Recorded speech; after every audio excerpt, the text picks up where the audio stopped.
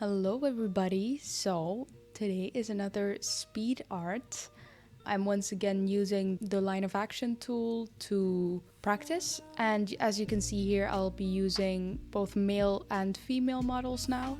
I've got an assignment coming up that I didn't know when I made this video, but I do know now. I have to do a female as my character, but I didn't know it back then, so I was like, let me get in some practice of both male and female. So yeah, again, the same thing as I did in my last video, where it was just an hour of practice, really quick poses that then lead up to a longer pose. I just kind of wanted to talk about some thoughts that I had, because I was trying to all put it in one video last time, but I just couldn't get everything in there. So I kind of wanted to talk about tracing, which is something that I used to do a lot, which I feel like helped me at the time, but it's something that I've had to grow out of because obviously people don't look at it as if it's a good thing, and in a way it's not, but in a way it is.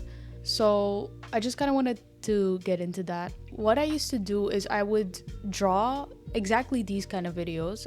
I would do the exact same thing, but then every so often, once I felt that it wasn't looking right, I would overlay the original image over top and adjust my proportions until it kind of started to look exactly like the thing.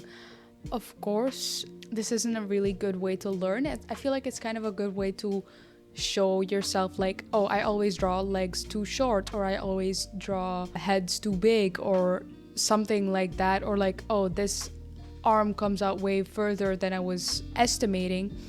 And in that case, I think it's a good thing to kind of put it over top, but I was using it more as a crutch to make myself feel a little bit better and feel a little bit more confident, and in that way it didn't really help. So I've committed myself to not doing that anymore and to just draw what I see and kind of have more confidence in myself that I can actually capture the essence of the pose without having to check for proportions afterwards. So for the last bit here, you can see this is my end pose. It will start in a little bit, but I already wanted to explain the kind of technique that I'm gonna do, which is basically replicating this technique that you can do on brown paper using a normal pencil and then a white pencil, where you can use the white pencil to create a lot of depth by drawing the light and then using the pencil to kind of shade in the dark. And then also having that mid-tone where you just don't touch the paper at all. I tried to replicate that kind of dual tone technique here.